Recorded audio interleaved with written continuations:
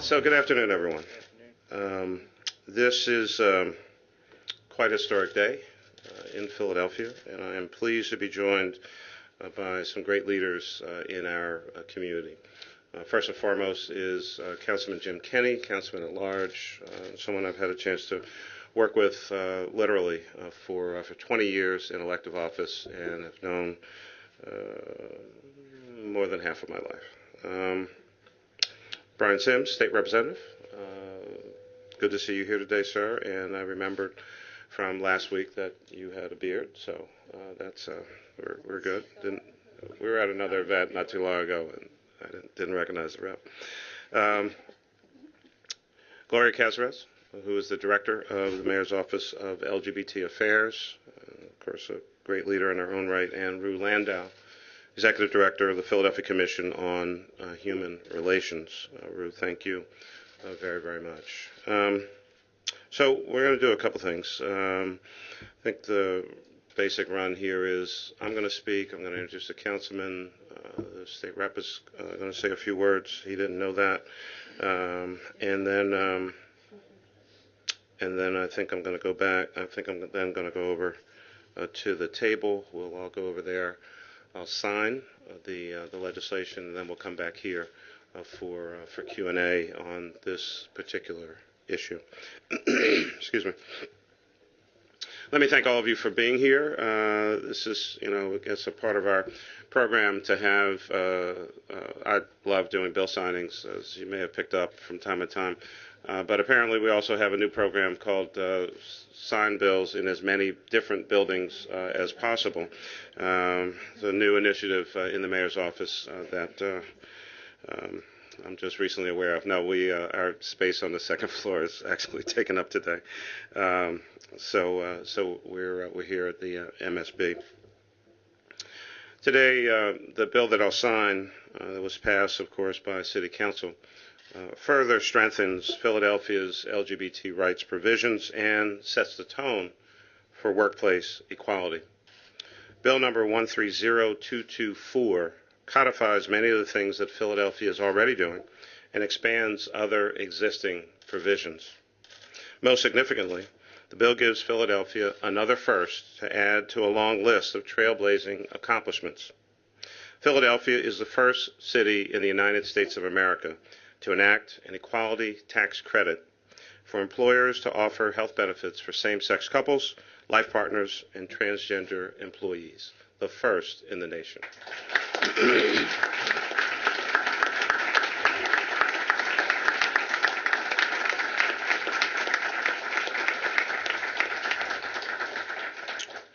This bill also allows the city government to lead by example on workplace equality by offering transgender-inclusive health care for our city employees.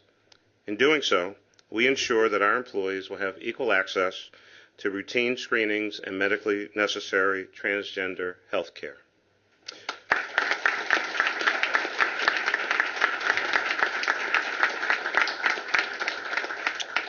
This bill is another in a long line stemming back 31 years with the passage of what was then called the Gay Rights Bill, which enacted provisions for Philadelphians on the basis of sexual orientation. I'm proud to sign this bill into law today, and I'm as proud as any that we've passed, but I'm particularly proud to be working again in this area with the leadership of Councilman Kenney and many in City Council as a part of a number of major steps and initiatives that I've personally been involved in during my time in elective office fighting for LGBT equality. As in 15 years ago, when then Councilman Kenney and I worked together, and I drafted as a city council member and gave to my colleagues for introduction, one of which got me in a lot of trouble. Yeah, what is that? You're not the only one. Yeah. But drafted a legislation 15 years ago that created the Life Partnership Program here in the city of Philadelphia, which offers recognition of and benefits to same-sex partners, including health and pension benefits to our life partners of city employees.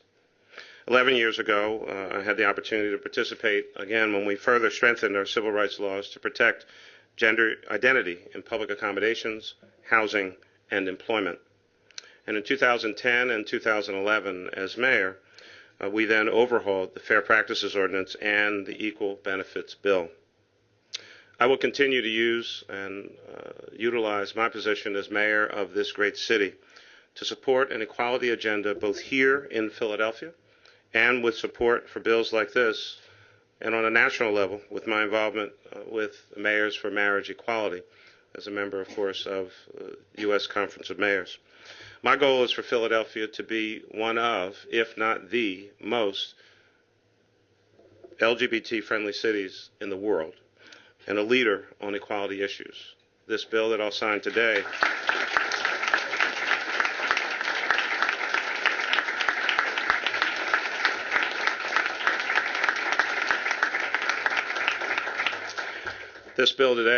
is, of course, another great step toward achieving those goals. And so let me introduce and ask to come to the microphone a member of City Council, an elected official who has taken on any number of great challenges here in this city, is one of the true workhorses in our city government and has a whole lot of ideas, many of which we actually agree on. Every now and then we don't, but that's okay. That's the wonderful thing about democracy and about America. I think what's most important is that we're working, and people are trying to get stuff done.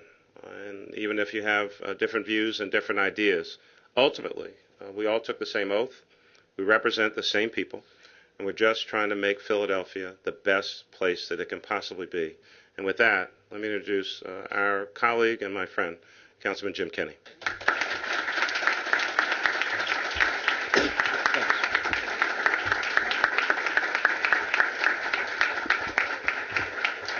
Thank you very much, and thank you, Mayor, for doing this and for making the signing of this bill the event that it is today, because it's very important that we recognize it. Your folks, Rue and Gloria, have been just phenomenal. We started out kind of banging heads together, and we wound up hugging each other at the end. So it was fun, but it was a good headbang, trust me. As I walked into the room today, a number of people came up to me and said, "Thank you." And I said, "You're welcome." And they said, "Thank you." And I said, "You're welcome." And I finally come to the point to say, thank you all for waiting.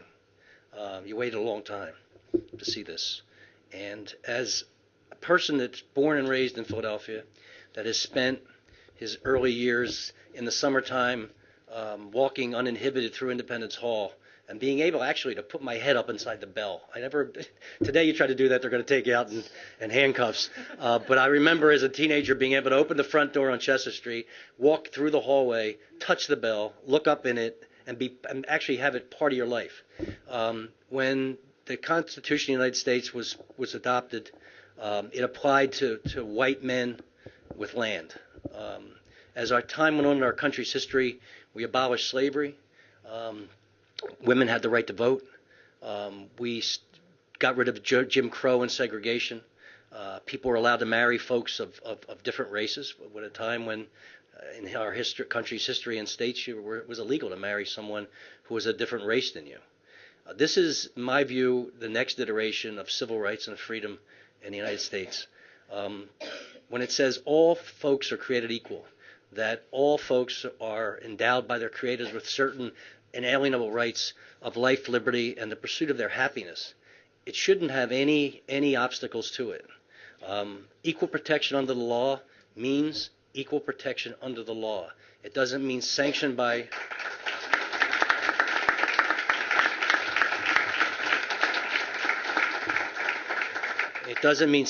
religion or custom or anything else.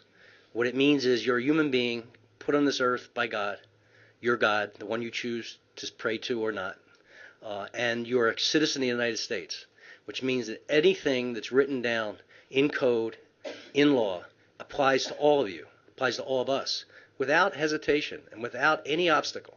And I think that's the most important message that we're sending here today, in addition to thanking you for hanging in with us as a city, contributing, paying your taxes, contributing to your communities, cleaning your parks, taking care of our communities, doing the things we ask you to do as citizens, to be now finally fully recognized, if not by your state, if not by your country, at least by your city that you love and have committed to, that you are equal partners and equal citizens in the city. And I thank you for being here.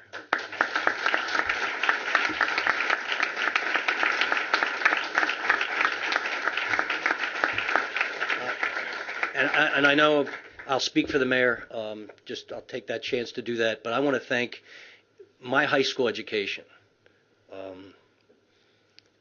The Jesuits taught us to be, at the time in the 70s, it was a man for others. So we have to make it gender neutral, be a person for others. And I think that every day that I'm in public office, I try to remember that credo that the Jesuits taught us, is every day be a person for others, that you're truly not happy, you're truly not successful unless you're actually accomplishing things for other people, not for yourself. And certainly we're public figures and we get plaudits and praise and everything else. But unless you really have had an opportunity in this particular case to change people's lives for the good, you're really not accomplishing anything. And we don't always get an opportunity through the course of our careers to do that often. A lot of it's frustration and money and policy fights and all kinds of things, and violence and issues that we have to face the city and face every city. But every now and then, you really are able to do something for others. And I want to thank the Jesuits, and I want to thank you, and I want to thank the mayor for signing this bill as we walk to this table. And I want to tell you how much I really appreciate the fact that you have chosen to live in this city and to be great citizens that you are. So thanks. Let's go forward.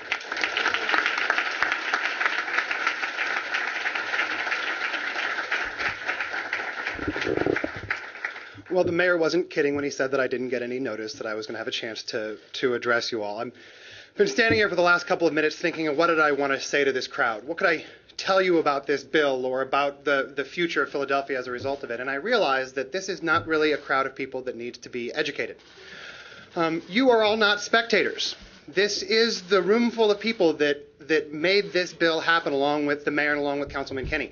It's maybe inappropriate that the cameras are facing this way. They should be facing out. Absolutely. This room right now has representatives from the Mazzoni Center, from the William Way Center. There are people in this room like Kathy Padilla who have been working on legislation like this for a lifetime and a career, and I'm so thankful to you for being here. Thank you. Thank you.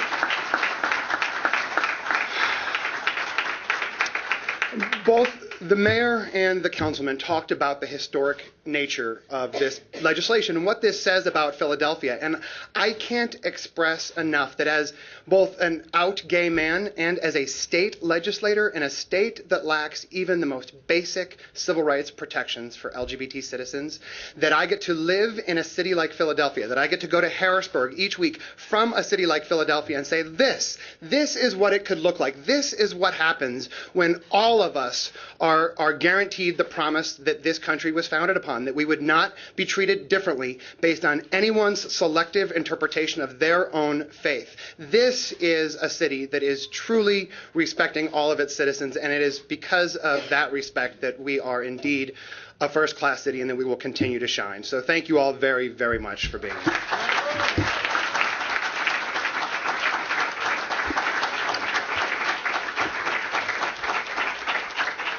So just think of what he would have said if he had actually had notice. Let me bring up, I'm sure they figured it out between them because they always do. Let me bring up the dynamic duo of equality in the city of Philadelphia, Rue and Gloria.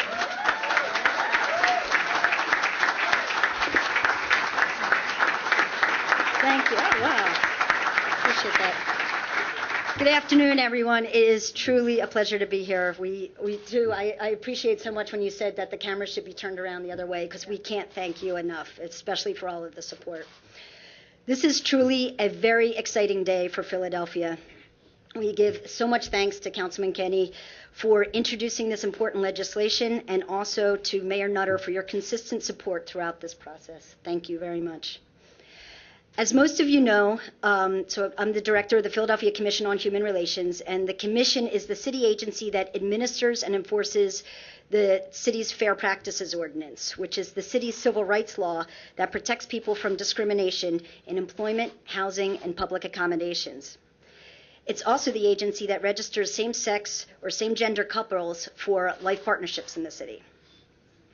As the mayor has already described, and the councilman, in this historic rendition of gay rights and LGBT rights in the city of Philadelphia, Philadelphia has a long and wonderful history of passing laws to protect members of the LGBT community.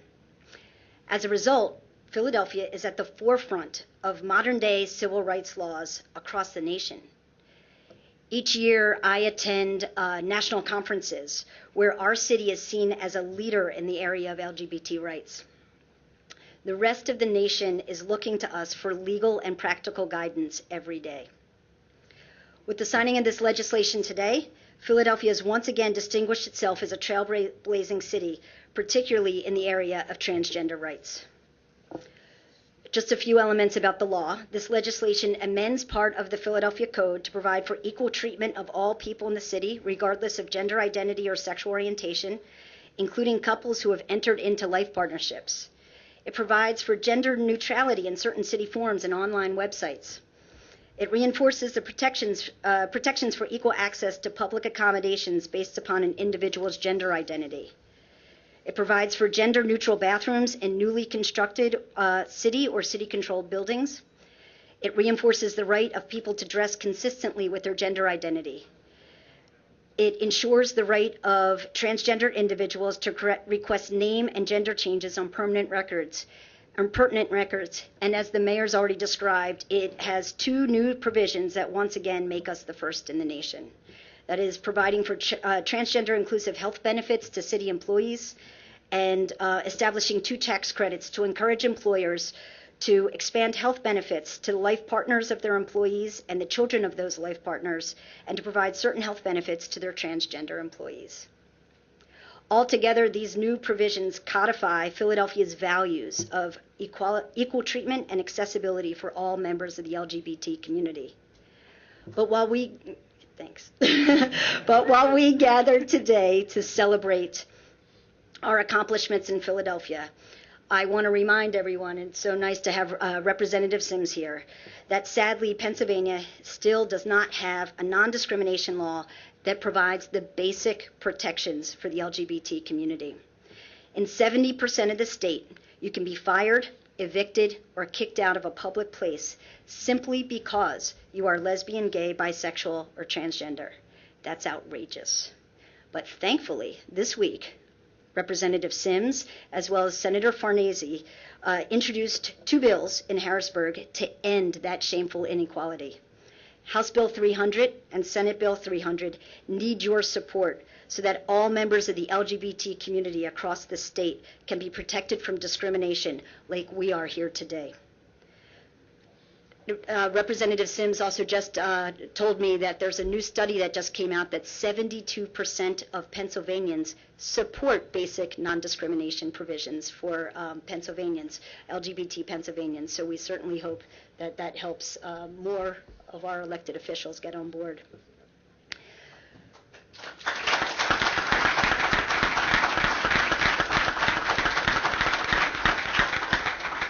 Philadelphia must continue to lead the way to equality. Congratulations to all of us on this historic day, and thank you again to the councilman and to the mayor.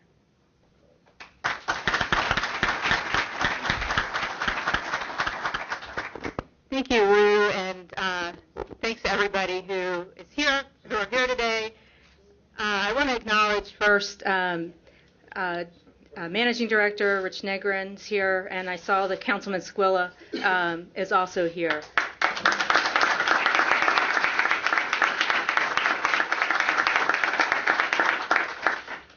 I'm so excited to be here with everyone for this, great day. I'm Gloria Casares, and I direct the Office of LGBT Affairs for the City of Philadelphia. I have the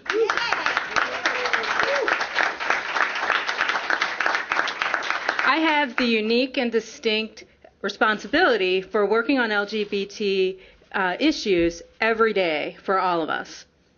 As a city, we're working actively on LGBT issues, including LGBT health, elder issues, young people in our care and DHS, public safety, business development, travel and tourism, and so on and so on. Occasionally, we have the opportunity to work on legislation, but rarely is the outcome as significant or symbolic as this bill. Rue talked about the various components of the bill, and you heard from the mayor about the steps it took to get this way. I truly believe that every one of these bills that have followed since 1982 have built on the last one, and this one will too.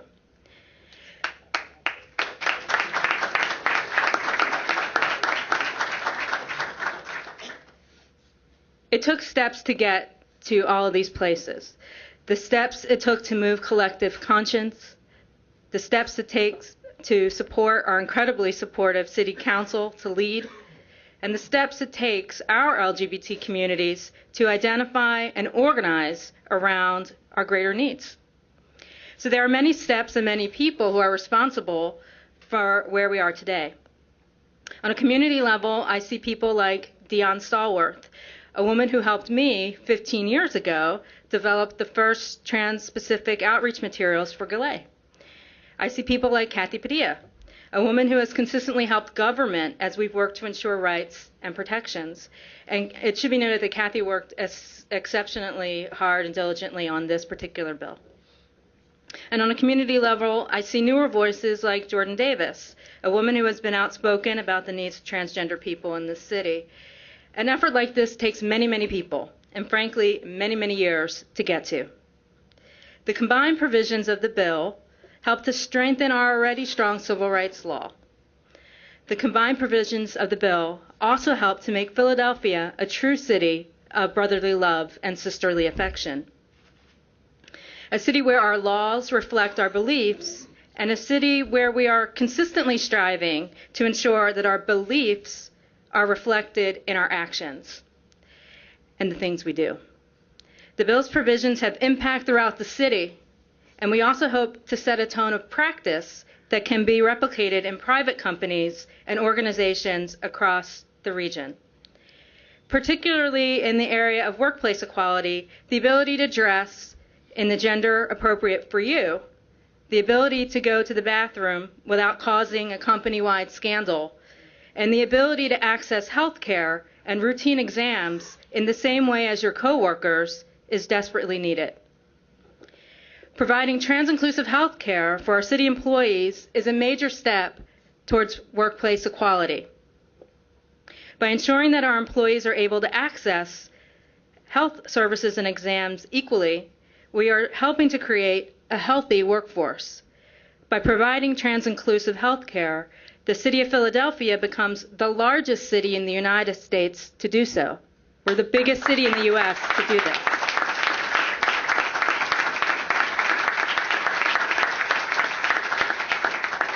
We're also the first city on the East Coast to do this. In providing trans-inclusive health care, the city of Philadelphia is once again demonstrating that we are a leader in LGBT rights. 42% of the 700 largest companies in the United States promote workplace equality in this way, and we're happy to join them. These are companies like Comcast and TD Bank and Campbell Soup and so on, PNC. Enacting the provisions of this bill will once again affirm that we protect our residents and that we are moving toward equality and away from discrimination.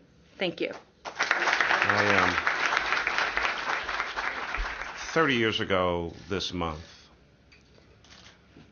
I made a decision. I was working with the then Councilman at Large, Councilman John Anderson, and on Election Day that month, in May of 1983, Councilman was renominated. W. Wilson Good became the Democratic nominee for mayor and went on, of course, to become the first African-American mayor of the city of Philadelphia.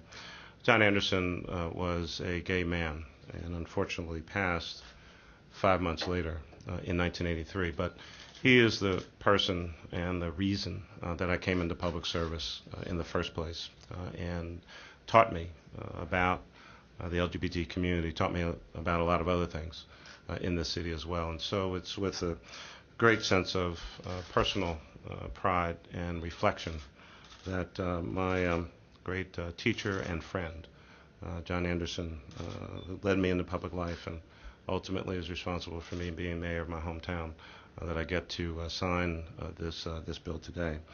This is bill number 130224, and has a rather long title, but it's a title. Well, I've had some longer. It is a title worthy of being read as a part of today. This is an ordinance amending various titles of the Philadelphia Code to provide for equality of treatment of all persons in the city of Philadelphia, regardless of gender identity or sexual orientation, including by further providing for the definition of life partnership and life partner, and for protections, rights, benefits, and responsibilities of life partners, authorizing a tax credit or credits to encourage employers to expand certain health benefits, providing for gender neutrality in certain city forms and online websites, providing for access to public accommodations based upon an individual's gender identity, providing for gender-neutral bathrooms in city-controlled buildings, providing for the right to dress consistently with one's gender identity, ensuring the right of transgender individuals to request name and gender changes on pertinent records and by other measures, and making conforming changes all under certain terms and conditions. Bill number 130224.